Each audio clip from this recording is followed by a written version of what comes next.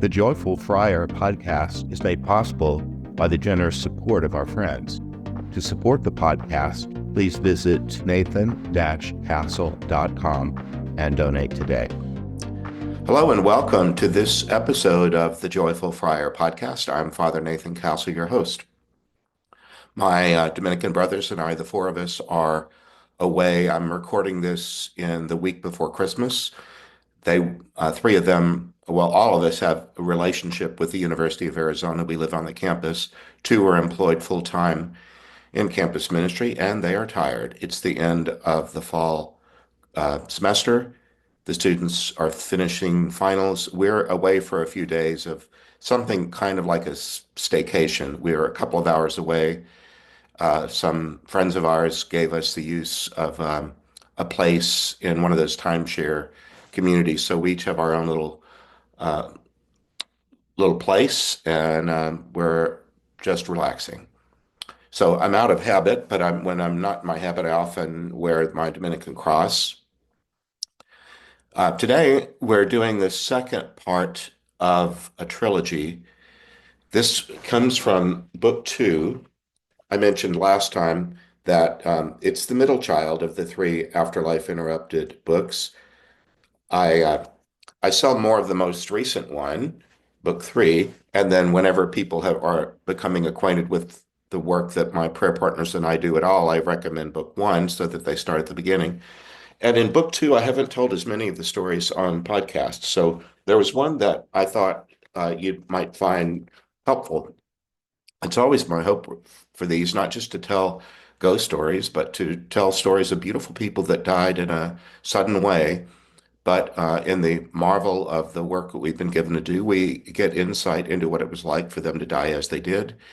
And something about the abruptness of their death that caused them to need a place of regathering, recollecting, healing before moving on to the adventures of what might await them in their ongoing afterlife, or what Christians might call heaven.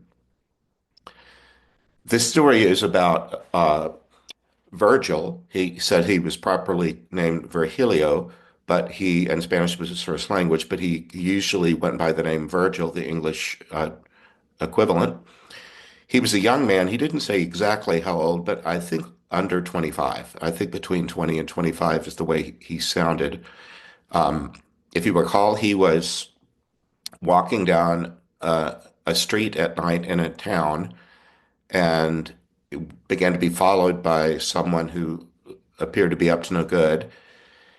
He tried to kind of quicken his pace without making it obvious that he was running from a threat.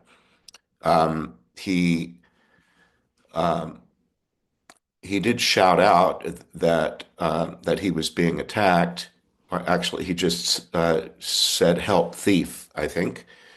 Um, but he was pushed to the ground, hit his head, and he said there was some kicking, and I was hit with something that was close by, some handy thing in the immediate area, and he died. But he didn't go on about it. He didn't call himself murdered. He didn't use the word victim. He didn't use really any aggressive language pertaining to what happened to him. In the second part of a trilogy, we call this compassionate response to the story that I told in the previous podcast. Compassion means to be with in suffering. And the remarkable thing about the way that Virgil told his story, he said, "I knew that I was attacked by a man who was already high on drugs and probably looking to steal money to get his next fix."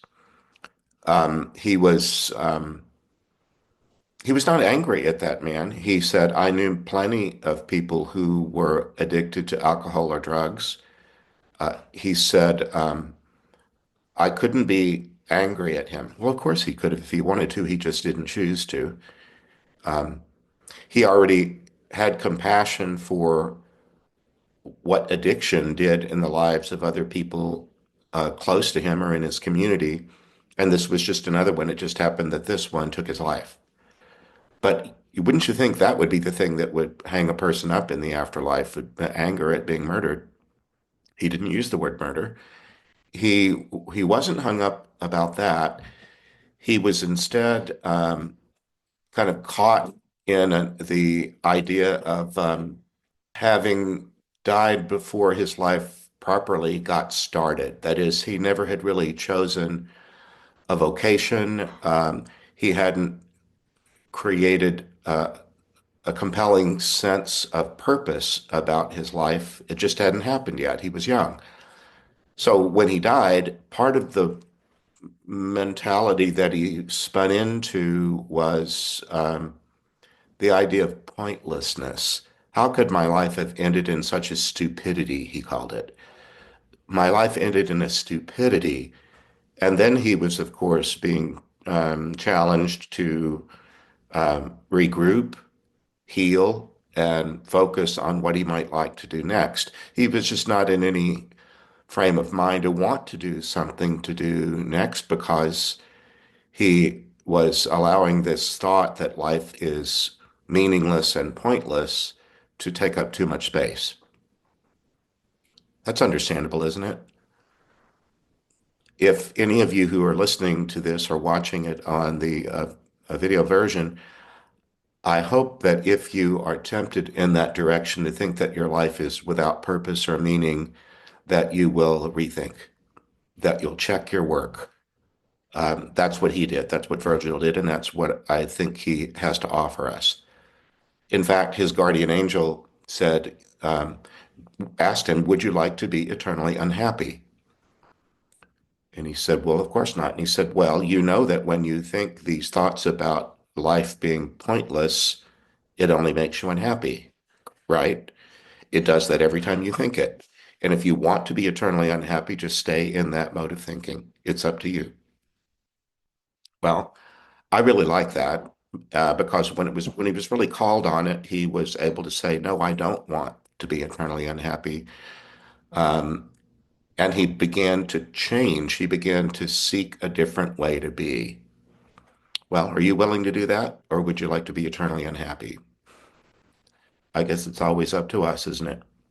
Well, when I first told this story, the format that I used in this second book is I took each of the stories and then I used the word challenge and I looked for what's a theme that runs through this story, both the telling of the how the dream was received at first, the transcript of the session that the prayer partners and I did to help the person cross, and then perhaps we don't use any of their stories publicly without going back and asking their permission. So we have a transcript of that as well. So there are really kind of three components to it. I went over the whole thing, and the challenge I thought that Virgil was dealing with was perplexity. Remember, English was his second language, and he had never used the word perplexity or perplexed, but he understood what it meant. Um, I think, how did he put it? Making sense of something too big. That's the way he translated the idea of perplexity, making sense of something too big.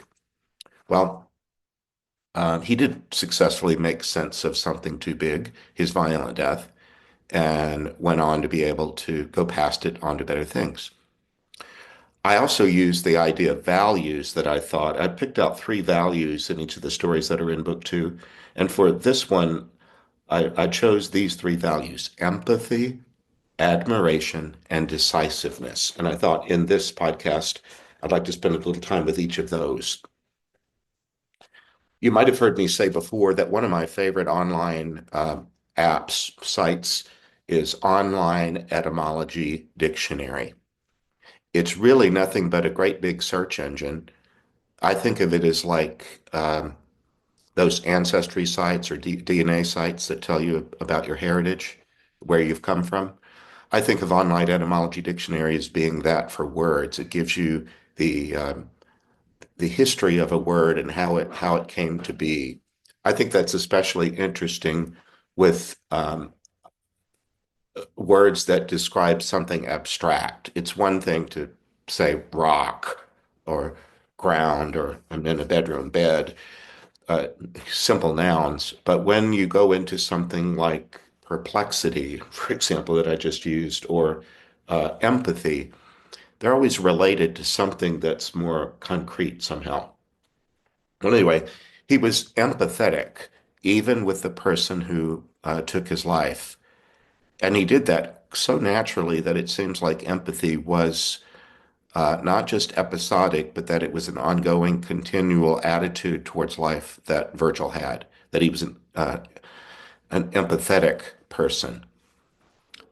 When he was killed by a man who was on drugs, he was empathetic, and I looked that word up, and it has an means in, to be inside of, and pathos is a Greek word that has to do with feelings of the heart.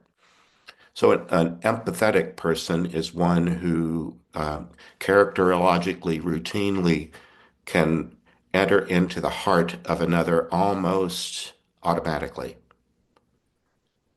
It isn't automatic, it's still a choice, but it can become such a habitual choice that it just seems second nature. And Virgil was a person who was empathetic and could enter into the heart, even the painful heart of a person in pain. He was empathetic. I wonder if you think of yourself that way. Do you easily and routinely, habitually enter into the heart of another and feel their pain, their sorrow? That's a great gift. If you if that's not true of you, that doesn't mean you can't cultivate it. You can ask to be more empathetic. It's a good tonic to impatience. A lot of impatience with other people is because we don't see things from their point of view at all. We just wish they'd get out of the way or hurry up or something. Um, but if you find that you're routinely impatient with other people, or at least impatient in ways that affect your life negatively and probably affect others around you negatively, you could begin to ask the Holy Spirit, God, however you understand God, for the gift of empathy and do it on a regular basis and practice it. It takes a little bit of pondering. Impatience doesn't bother. Impatience just does in the instant everything it wants to do in the instant, or is frustrated that it can't do what it wants to do instantly. Um, Empathy involves stepping back, uh, more passive than active. Passive with an active imagination, being passive so that you have the space mentally and perhaps even physically, if you remove yourself from some irritating circumstance, to be able to ponder a thing and to consider it from another's point of view and not just your own. And again, if you do that regularly, and if you do that with love, and if you ask the Holy Spirit, it'll come with love because God is love. You'll begin to be able to have a love for others, even if they're behaving in a way that injures you. Again, I'm a Christian and I follow Jesus the Christ, and he had that colossally. I mean, he just is love. So I think that Virgil showed us that he was empathetic, and he modeled it in a way that I think can be an example to the rest of us and say, even if we don't think of ourselves as naturally empathetic, it could be something that I receive if I ask for it and if I exert and try to move more in that direction. He was empathetic. Um, he was going to need to turn that on himself because he wasn't so empathetic with himself, but I'll get to that in a little bit. Another word that I used to describe him was admire. He, when it was time to make his crossing, admired his cousin Arturo in a way that made Arturo the natural one that he would ask for to come for him and to guide him on to the next part of his afterlife. If you recall, his cousin was only a few years older than he. They had both been born in poverty, but his cousin Arturo didn't take his status as a person born into poverty as something that needed to follow him the rest of his life. He began to look around. One of the consequences of being impoverished is it can take away opportunity. You can't afford it. And so a lot of possibilities go to the sideline because I don't have the money, can't afford it. Or it's not always the money, but very often it is. Um, but sometimes with focus and attention and hard work, a person can find a way out. My dad did that for my family. My dad and his siblings um, were children during the Great Depression. They were moving into young adulthood during it. He only was able to go to college for one semester when the money ran out. He got a job as a merchant seaman and worked his way up through the ranks in the maritime industry to become a captain. Much of it studying on his own, learning trigonometry, which is the way that before there were all kind of GPS systems, people really needed to do the math of triangulating where the stars are in the sky to figure out where you were on this spinning globe.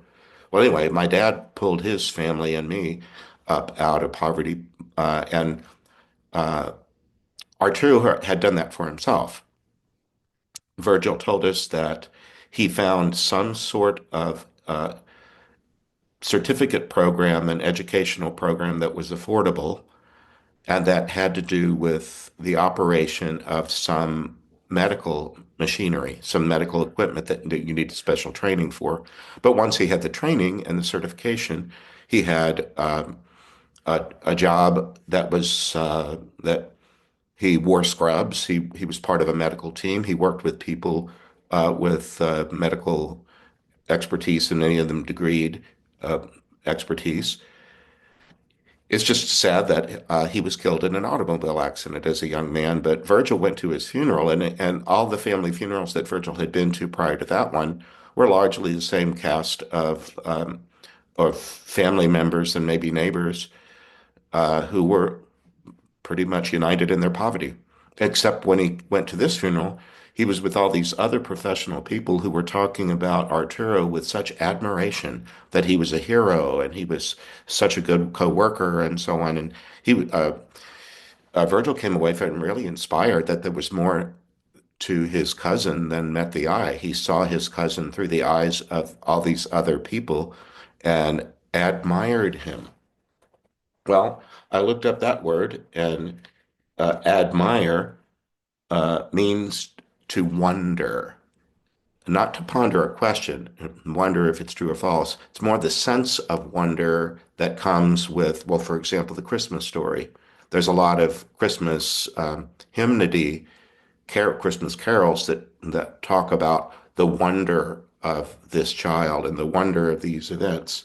To look and see the deep goodness of a thing, to admire has to it odd means to or toward, and the MIRI has to do with to see deep goodness. It's a little bit like the word respect, which is one of my favorites. Respect is really easy because spectacle. If you're listening, I'm on the video version of this podcast, I'm pointing to my eyeglasses, which are sometimes called spectacles, or spectators, or people who watch an event, for example, at an arena, sporting event. To respect means to look at again, because you, especially with regard to a person, um, you might respect a person because you didn't just take a quick glance at them. You pondered, you didn't only look at them, you looked at them again. You respected them because you wanted to see a deeper goodness in them that would have escaped you if you just had a passing glance at them. So he admired his cousin and he allowed himself to see the deep goodness of his cousin as it was displayed by his coworkers at a funeral. So he had admiration. That again is it's something that could happen. You could admire someone without much effort. You can just see a quality in someone that makes you admire them. But you can also admire people by slowing down and even in prayer asking to see the goodness of them. I'll go into that more in the next podcast because the next one is about spiritual practice.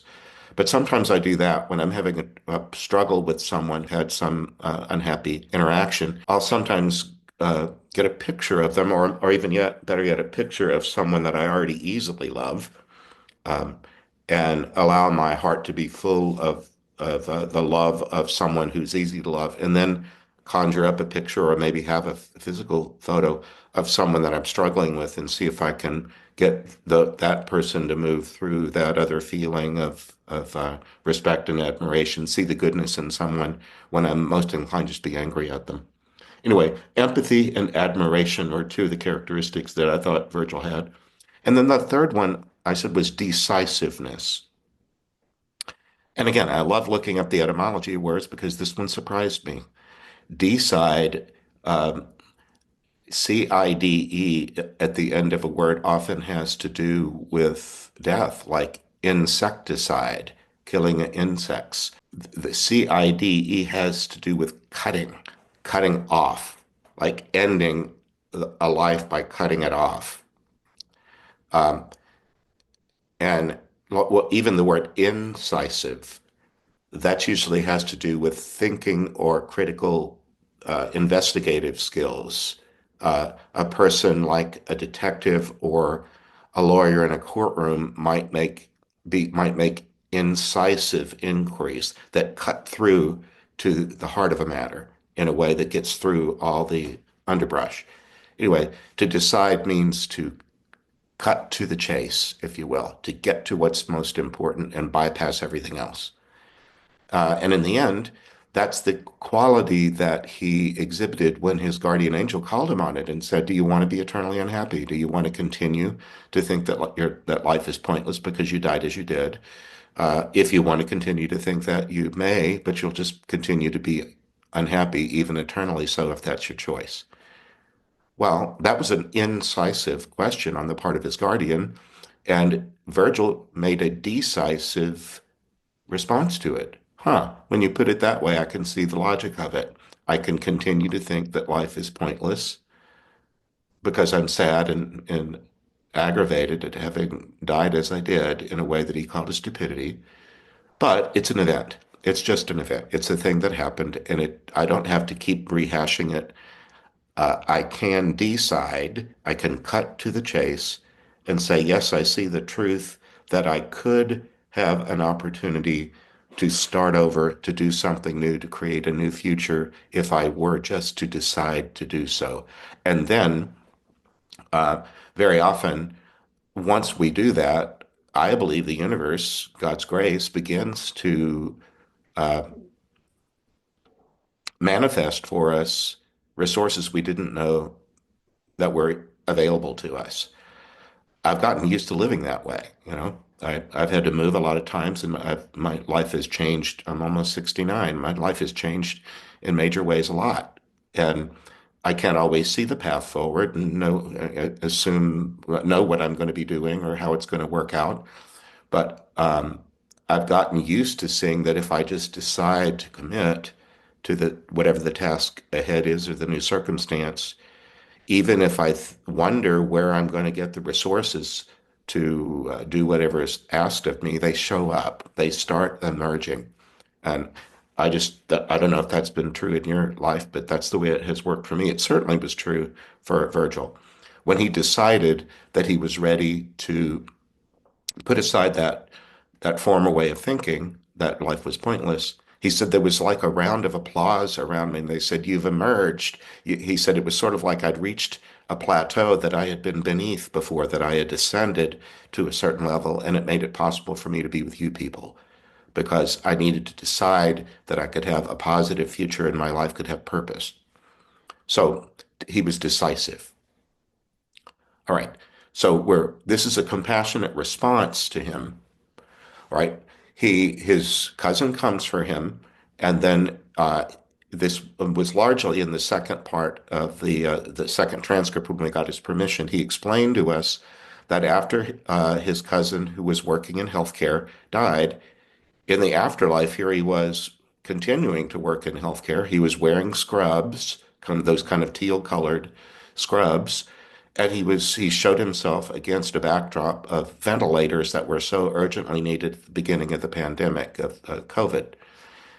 He was doing that to demonstrate that he was in a place that was super abundantly um, provisioned. Everything that was needed was there in abundance, which was the opposite of the scramble that was going on at the beginning of the pandemic when there was so much fear about all these deaths, and how are we going to deal with it?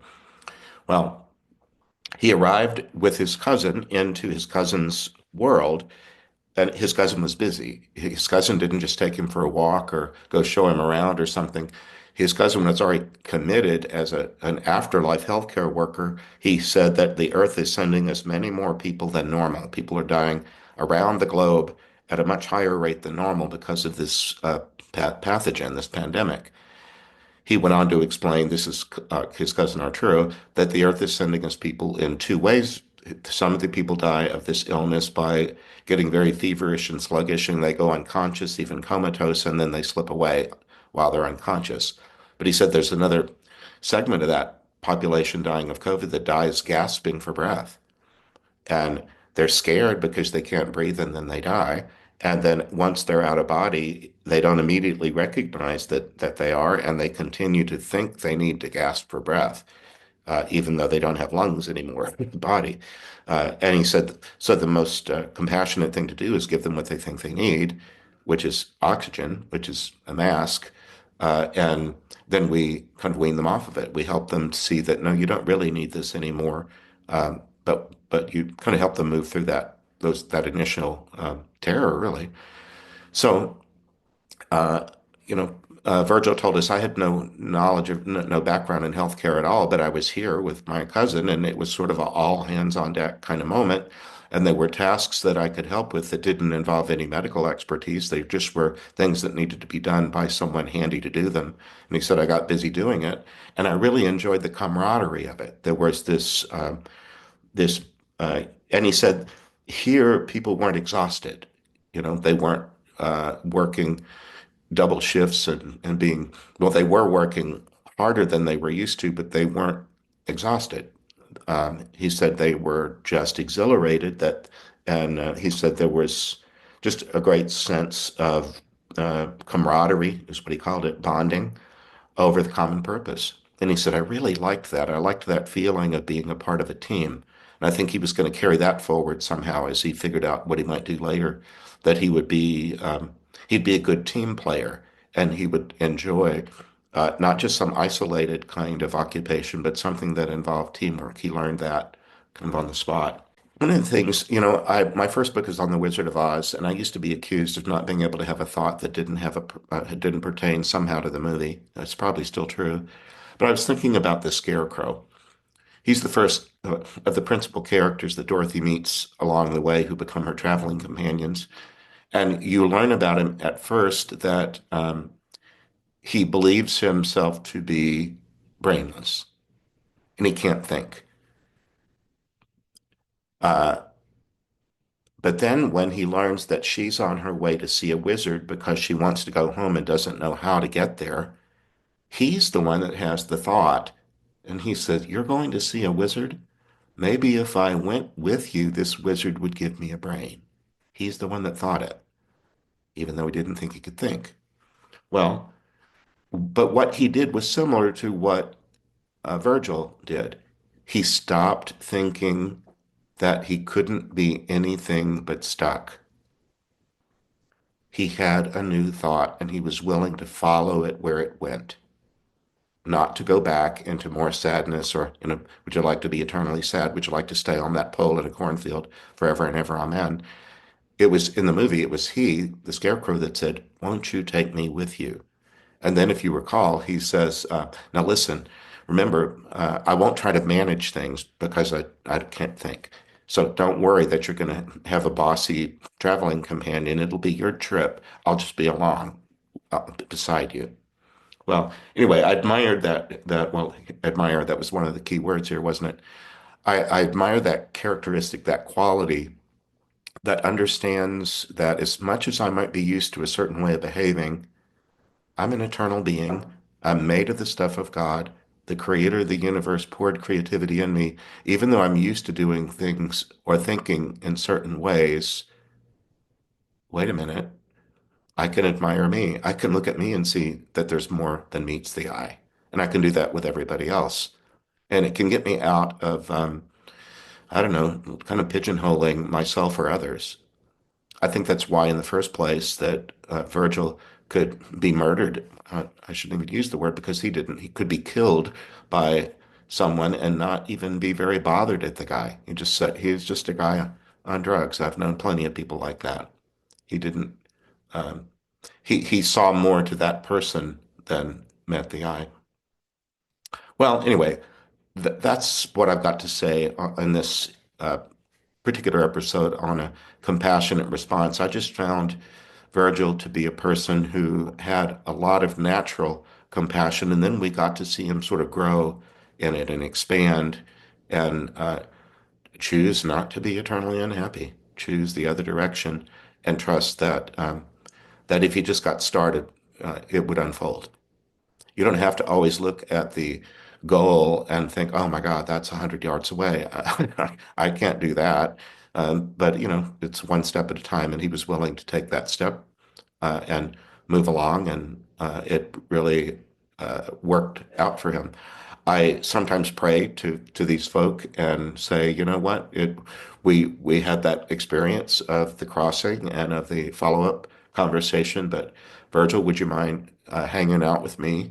And when I particularly need a boost in the direction of trying a new way of thinking or shedding an old limiting thought, would you be the patron of that? Would you be the guy that helps me uh, set aside some old, unhelpful way of being and try to take on a new and more creative way of being that might enable me to be more useful? That was one of the things that was really important to him. He didn't know exactly what he wanted to be useful at, but he knew that that was one of the building blocks of what his future would be. I want to be useful. Well, anyway, that's it for this episode of the Joyful Friar podcast. Remember, if you'd like to be in touch with me, if you have a question that pertains to the work that my prayer partners and I do, I ask that you first please read at least the first book. You'd enjoy book two also. They're easy to get on Amazon and they're not expensive. They're available in print edition, in an e-reader form, or as an audiobook. If you then have a question that you'd like me to respond to, you can go to nathan-castle.com and go to the contact button and send me an email. I'll try to reply as quickly as I can. Be patient with me because sometimes a lot of those come at once and I get a little bit behind. But and then remember, most importantly, that I'm praying for you. I pray regularly for those who listen to or view the podcast. And when I do, I'm particularly interested in um, interior healing and interior change. That's what this is really all about. It's in the Christian story, it's death and resurrection. So anything in you that feels like it's dying or has died, uh, remember, Easter follows Good Friday, and it's only 3 days. It's not long. So anyway, I'm praying for whatever in you needs healing or new life or new light. So until next time, I'm Father Nathan Castle, thanking you for being with me on The Joyful Friar. God bless you. Bye-bye. I hope you enjoyed this episode of The Joyful Friar. Please like, follow, and subscribe. You can visit me at nathan-castle.com. Send me a message by clicking the contact button. God bless.